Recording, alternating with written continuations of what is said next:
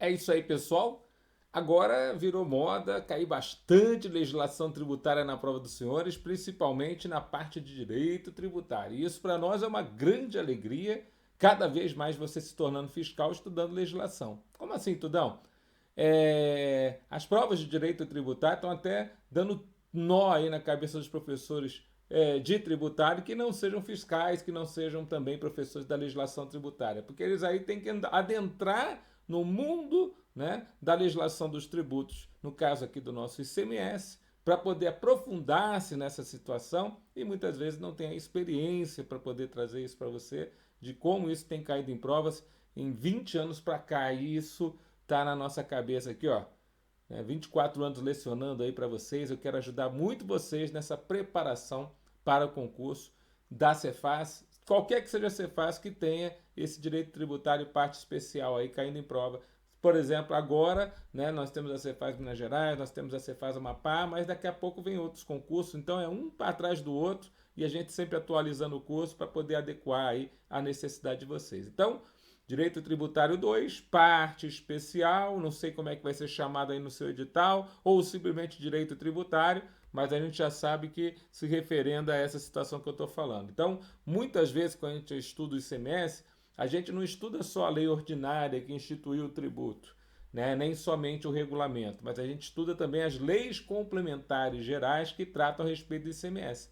É exatamente nesse ponto que entra a disciplina, né? Às vezes com muita profundidade na prova dos senhores, então é só alegria, né? Cair bastante dessas leis complementares federais. Por exemplo, no contexto agora, é importante a gente estudar aí, né, a Lei Complementar 24/75, que nos editais aparece como a lei complementar que trata a respeito da forma como os estados fazem a concessão e a revogação de benefícios fiscais.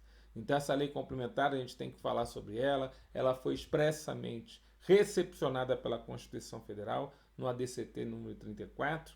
E aí a gente trata a respeito desse assunto, concessão e revogação de benefícios fiscais, voltados com ela, falando a respeito dela. Então, ela cai bastante em prova.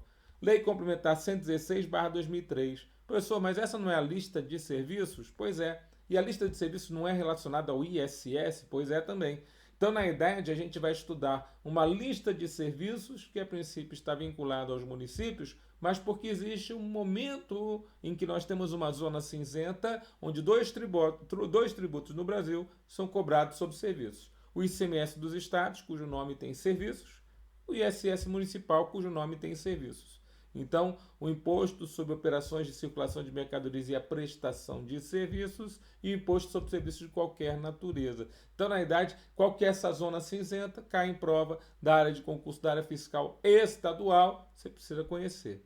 O que mais? Aí nós temos as leis um pouco mais novas e aí vamos chegando aí para a Lei Complementar número 87 de 1996, que é a nossa Lei Geral sobre ICMS em todo o território nacional, a nossa Lei Candir. Então, a Lei Candir está no edital dos senhores, via de regra, como a lei principal a respeito do ICMS. Ora está no edital de direito tributário, ora está no edital de legislação tributária. Mas não tem problema, você vai, a princípio, estudar essa Lei Candir com a gente, tá bom? A Lei Candir era uma necessidade constitucional, uma vez que vários temas a respeito do ICMS necessitam de lei complementar federal ou lei complementar nacional para serem regulados. A Lei Candir tem essa tarefa importante, tá bom? Aí nós temos também, ó, a Lei Complementar Federal 160 de 7 de agosto de 2017, que é a lei complementar que trata a respeito do perdão, da remissão de vários benefícios fiscais até a data do advento da lei complementar, vários benefícios fiscais que tinham sido dados pelos estados, foi tipo um perdão geral, sabe? Que foram dados pelos estados à revelia do CONFAS, porque o CONFAS é o Conselho Nacional de Política Fazendária, e já no CONFAS você vai lá decidir se você vai conceder ou revogar o benefício fiscal. Mas muitos benefícios foram feitos durante um período bem vasto, aí desde a Lei Complementar 24 de 1975 até agora, até 2017 na época, muitos benefícios tinham sido feitos só por decreto do governador, só por lei estadual sem o convênio prévio. Então tudo isso a gente vai comentar. Estou dando uma palhinha aqui para você ver que tem conteúdo nessa aula, vai ter coisa bacana para você estudar aqui com a gente. e isso é muito importante para você levar para a prova. Depois nós temos as outras duas leis complementares federais que alteraram, as mais recentes, né? Nós tivemos duas alterações recentes na Lei Complementar 192 e a Lei Complementar 194, ambas de 2022, março de 2022 e junho de 2022. Essas leis complementares já estão entrando no edital, né? Uma trata a respeito de importantes modificações por causa do DIFAL para o não contribuinte, porque a Emenda Constitucional 87 de 2015, a princípio, tratava a respeito do DIFAL, né, da diferença de alíquotas entre estados quando você emitia para o não contribuinte, visando colocar o DIFAL para o estado do consumidor, para o estado onde está o consumidor final não contribuinte. Só que essa situação não tinha previsão, né, jurisprudencial somente, ou a princípio estava na Constituição, mas não tinha previsão na lei complementar que regula o ICMS.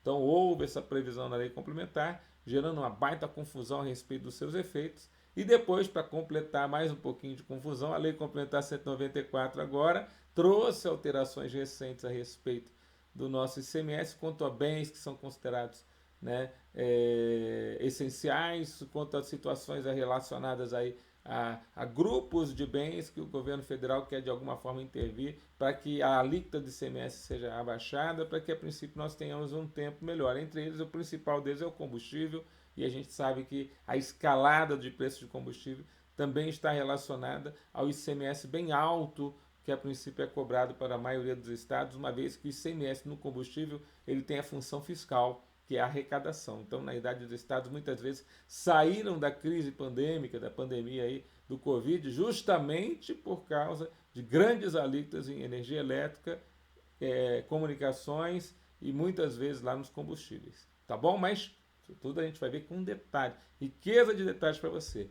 Tem caído na prova também a Lei Complementar Federal 123 de 2006, que é a nossa lei geral a respeito do nosso Simples Nacional. Então, todo o Estatuto Nacional da Microempresa e Empresa de Pequeno Porte é de leitura legal para você, você tem que levar para a prova, é importantíssimo.